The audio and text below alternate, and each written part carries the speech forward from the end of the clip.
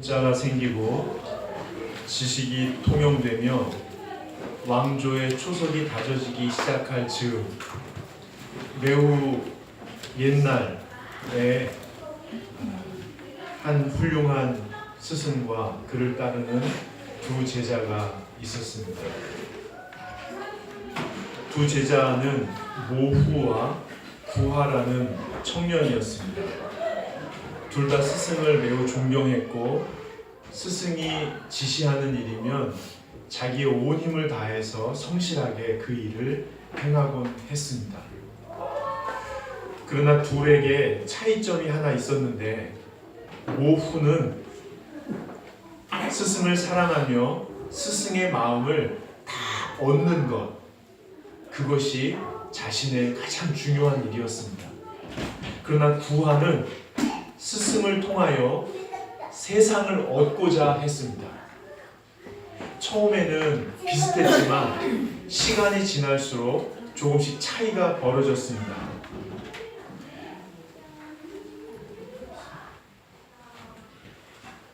모후는 스승 곁에 머물면서 스승에게 배운 것으로 세상을 더 깊이 읽을 수 있게 되는 것 자체를 즐거워했습니다.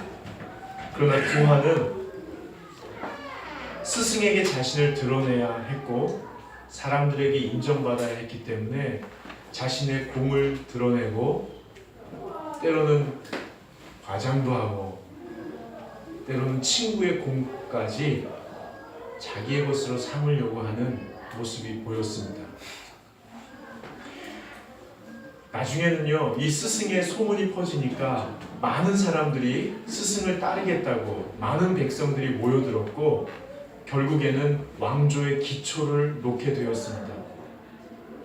모후는 많은 사람들이 스승의 사랑과 지혜와 다스림 안에 깃드는 것 자체를 너무너무 행복해했습니다. 그러니까 구하는 언젠가는 내가 스승의 자리에 올라서 많은 사람을 다스리는 사람이 돼야지 하는데 관심이 집중되기 시작했습니다. 결국 스승이 은퇴하게 될 즈음에 구하는 자신이 그동안 쌓은 인맥을 동원해서 스승이 후계자로 구하를 천거할 수밖에 없는 분위기를 만들어냈습니다. 그리고 그렇게 일이 진행되어 갔습니다. 모후는 스승의 후계자로 자기 이름이 거론되지 않는 것은 억울하지 않았습니다. 서운하지 않았습니다. 그러나 수를 쓰는 구하가 스승의 자리를 대신하는 것에 대해서는 억울한 마음이 있었습니다.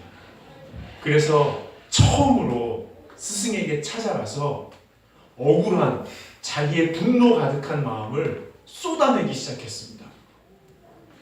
아무 얘기도 안 하다가 쏟아내기 시작하니까 격정이 끓어오르면서 스승에게 매우 무례하게 자기 감정을 다 토해내버리고 말았습니다.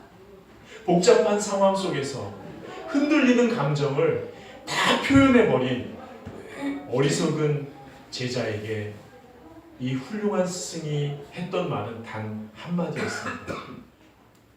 그래, 내가 네 마음 다 알아. 그래, 내가 네 마음 다 안다. 결국 스승은 왕조를 구하에게 넘겨주고 자기는 멀리 떠나 변방에서 지식을 쌓고 마음을 다스리며 지혜에 더 깊이 정진하는 삶을 살게 됩니다. 그리고 그 스승 곁에는 모후가 함께하게 됩니다.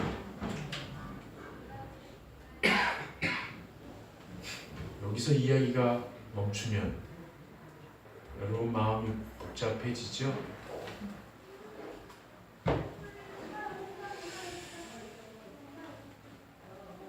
자신과 비슷한 신하들에게 둘러싸인 구하는 인재를 배척하게 되고 실정을 거듭하게 되고 나라를 위기에 몰아넣게 됩니다.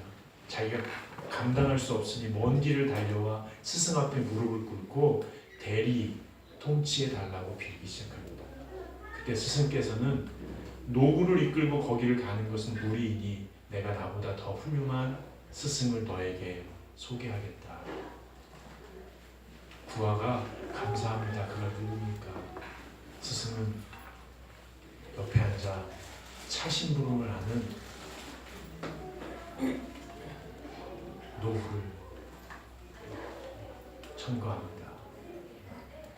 노후와 구하는 먼 길을 같이 동무삼아 떠나 나라를 잘 다스렸다는 이야기입니다. 비폭력 대화의 저자인 마샬비 로젠버그가 어릴 때 깨달았습니다. 세상은 너무 복잡하고 내 순수한 마음으로 이겨낼 수 있는 것이 아니다. 그렇지만 그럼에도 불구하고 서로 속에 있는 마음, 사랑합니다, 이해합니다, 존경합니다, 같이 합시다. 이 본래 마음 있잖아요. 이 마음을 서로 공감하고 소통할 수 있는 연민적인 관계가 아주 중요하다는 것을 압니다. 그것이 연결돼야만 이 세상은 그나마 살 수 있는 공간이라는 것을 알게 됩니다.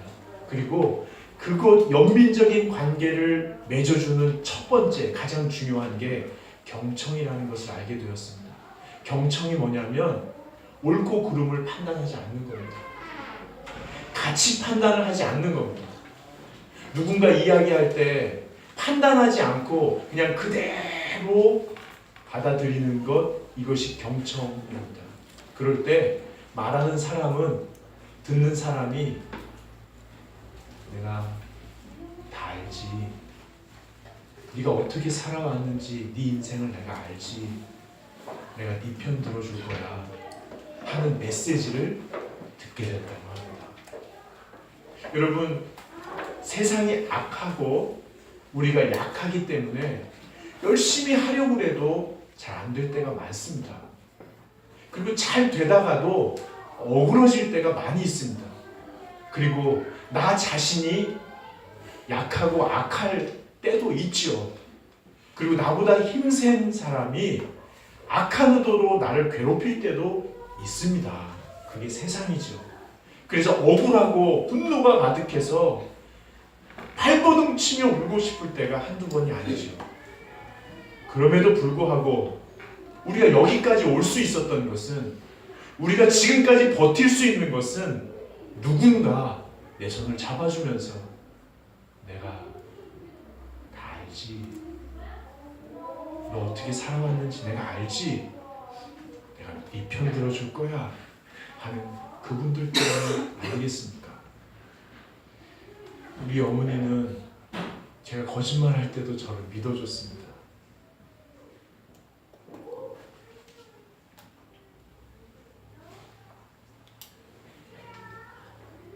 내가 잘못할 때도 내 편 들어줬습니다. 물론 사람답게 키우기 위해서 교육하고 훈계하고 매도될 때가 있었지만 내 수치심이 너무 드러나지 않도록 때로는 거짓말인 줄 알면서도 덮어줬고 잘못하는 거 알면서도 편들어 주셨습니다. 제가 5학년 때인가요?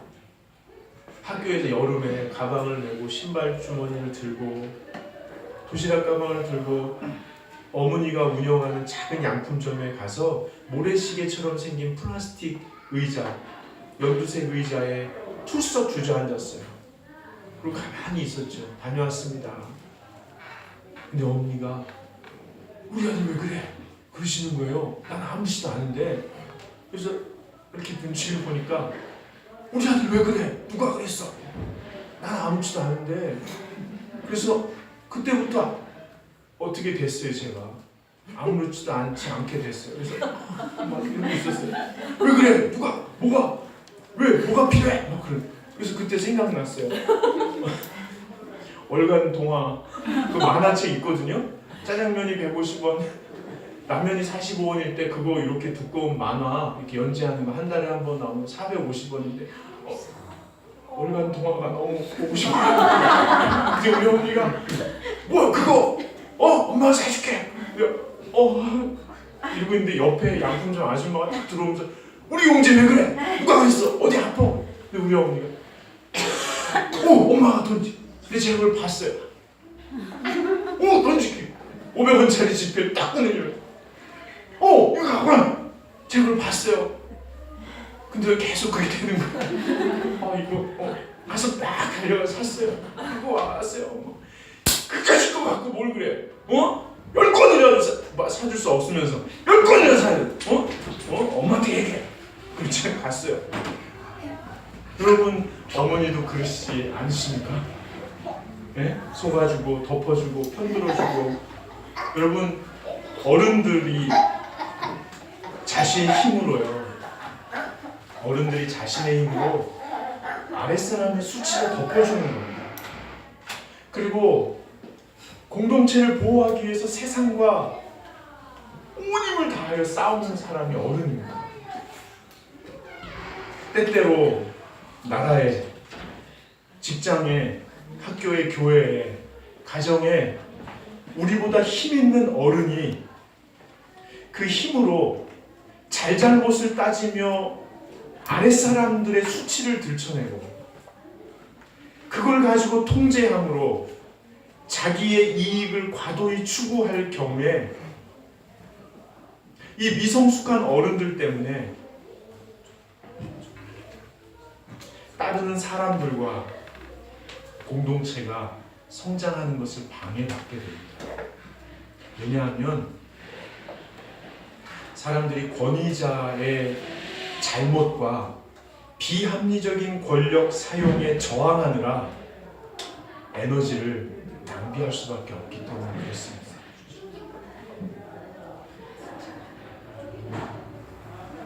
더 큰 죄가 뭔지 아십니까? 모든 힘을 낭비함으로 더 좋은 세상을 다음 세대에게 물려줘야 되는데 거기에 쓸 힘조차 다 없어진다는 겁니다. 여러분 가정에, 여러분 직장에, 여러분 교회에, 여러분 학교에, 우리나라에 이런 미성숙한 어른이 있을 때 여러분은 심각한 타격을 받으실 겁니다. 그럴 때 우리는 어떻게 해야 될까요? 이 두 가지 주의할 게 있습니다. 첫째는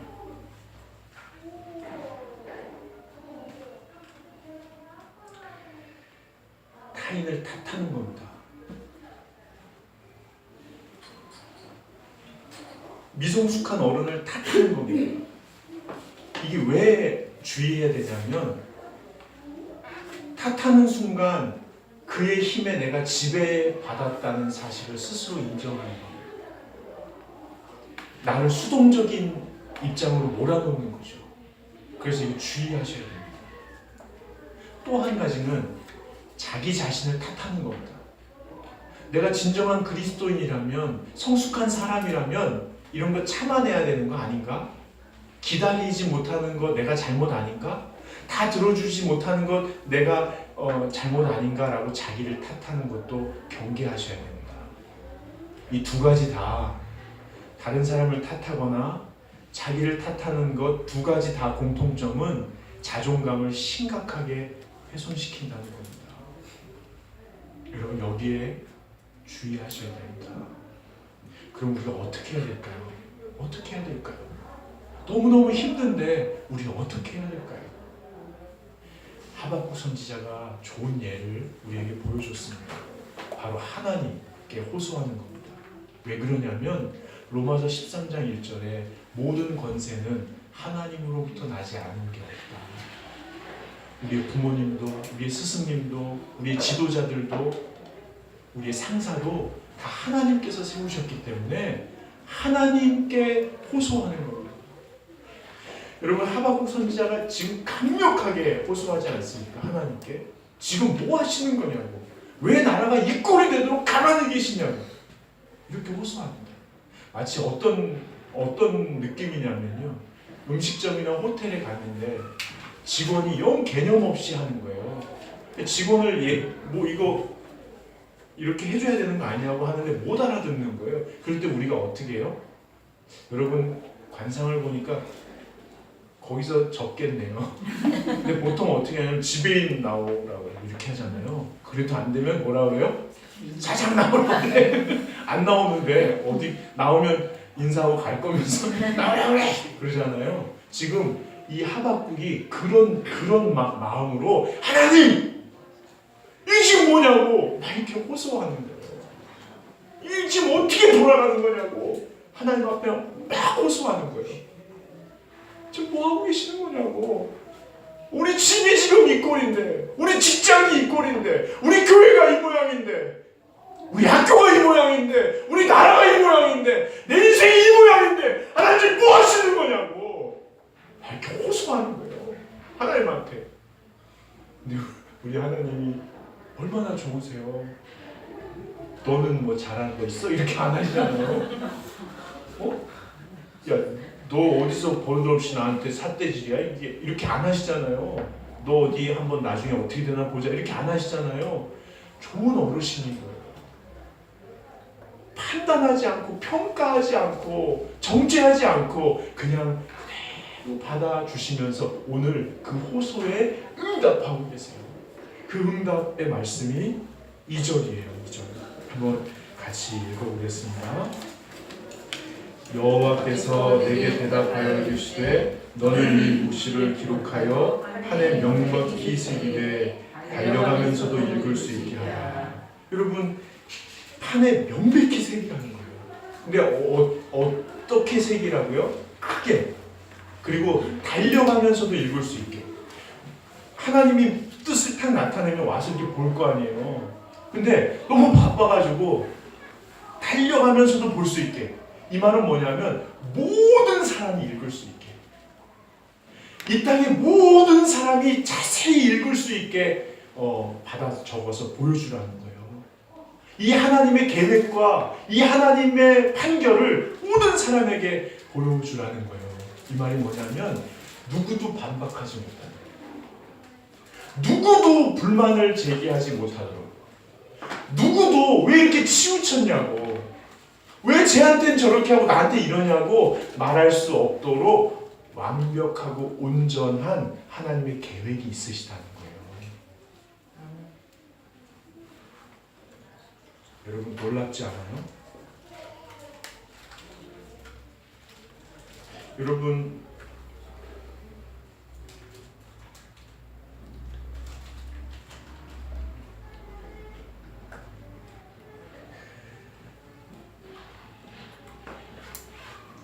하박국이 정말 원하는 건 뭘까요? 악한 사람을 다 죽여버려 주세요. 불편한 것들 다 제거해버려 주세요. 나를 못살게 구는 것들 다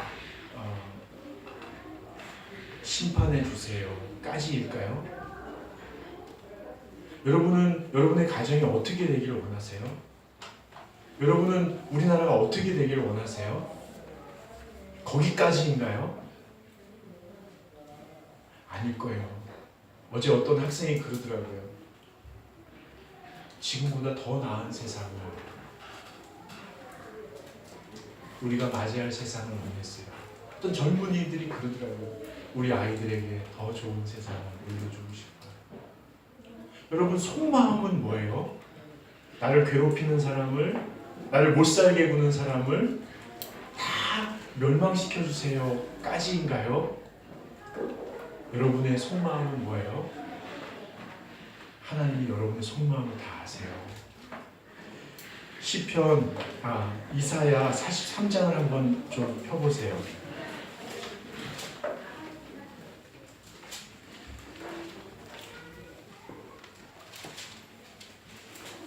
이사야 43장 19절부터 21절을 한번 같이 읽어보시죠. 이사야 43장 19절부터 21절 같이 읽겠습니다.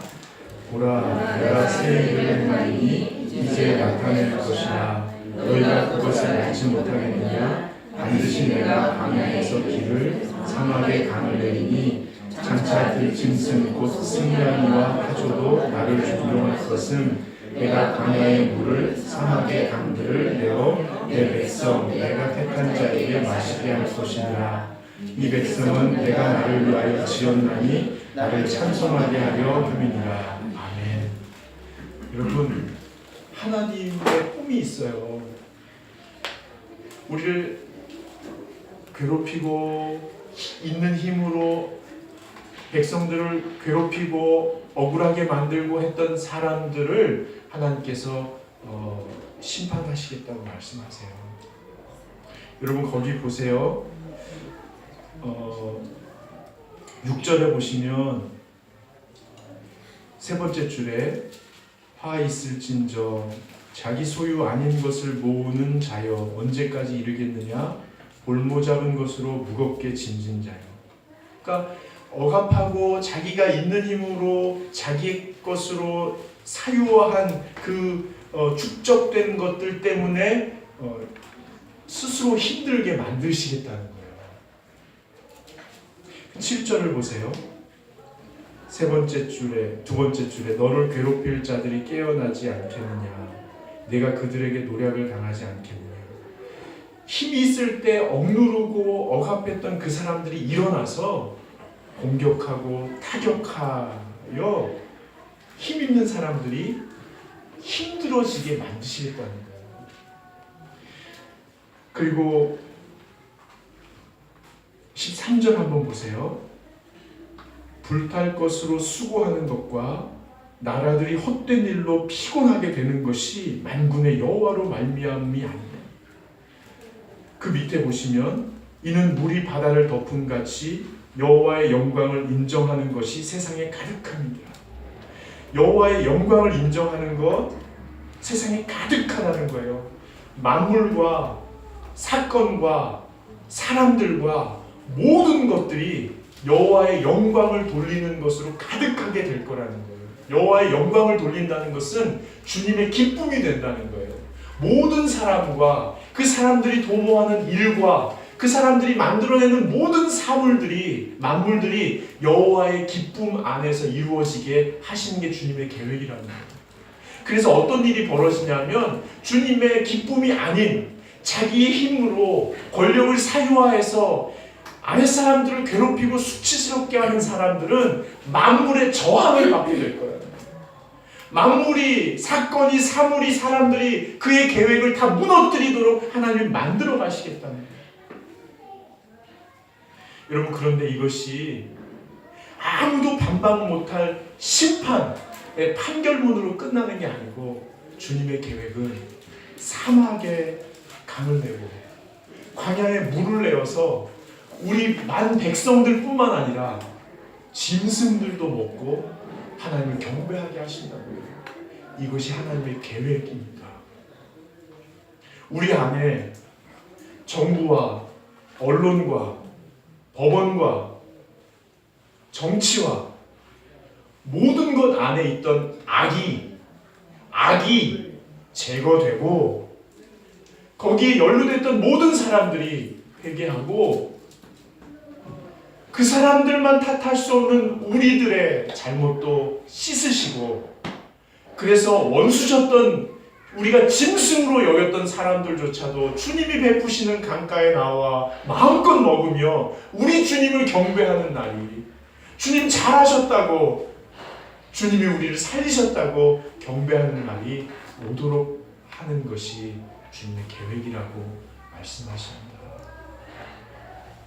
여러분 그래서 아픈 가슴을 안고 주님 앞에 엎드려 올 때 우리 가정을 위해서 우리 직장을 위해서 우리 교회를 위해서 우리 나라를 위해서 하나님 내가 보기에 이게 불합리하고 너무너무 억울한데 주님 어찌하시렵니까? 라고 울고 떼쓰고 기도할 때 하나님께서 손 내밀어 주시면서 하시는 말씀 얘야 내가 네 마음 잘 알까? 억울한 마음도 알고 그 순간 상황 속에 어떻게 버텼는지도 내가 다 알고 그리고 네 속마음 꼭 누구를 어떻게 하겠다는 게 아니라 화해하고 다 같이 마음을 나누며 정말 사랑하는 마음으로 정말 고마운 마음으로 함께 사랑하고 싶어하는 네 마음을 내가 다 안다. 내가 아무도 반박 못할 그 누구도 억울해하지 않을 그런 계획을 갖고 있다. 그러니까 나를 믿어주고 끝까지 끝까지 포기하지 말고 기다려다오. 그래서 하시는 말씀이 의인은 믿음으로 말미암아 살리라.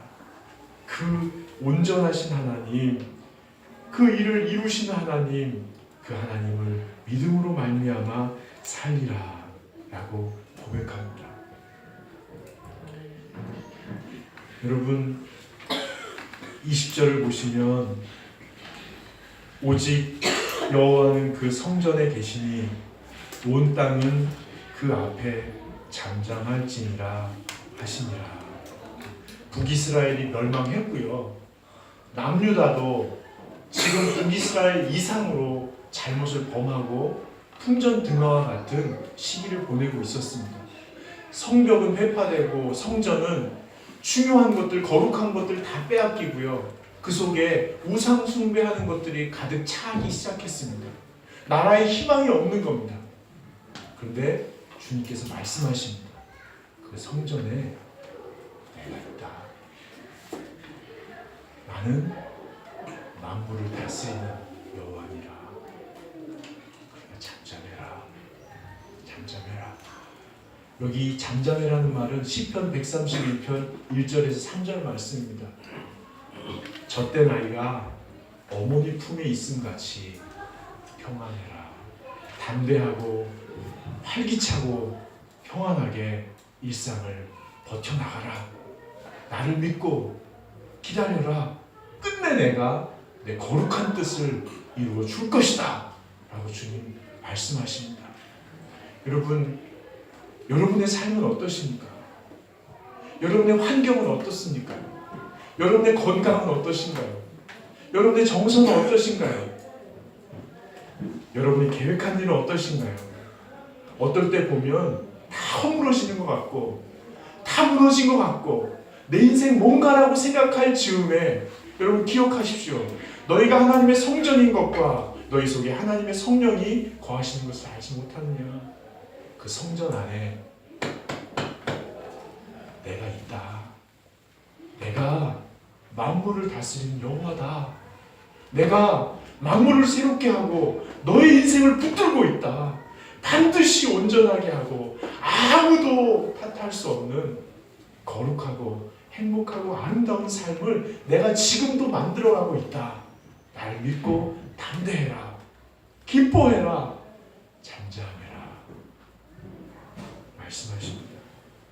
정치, 경제, 교육 모든 분야의 지도자들이 미성숙함으로 말미암아 대한민국이 무너져가고 있다고 걱정이 많습니다. 외신들은 우리를 걱정할 뿐만 아니라 심지어 조롱까지 하고 있습니다. 교회는 무너졌다고 교회도 얘기합니다. 그러나 기억하십시오.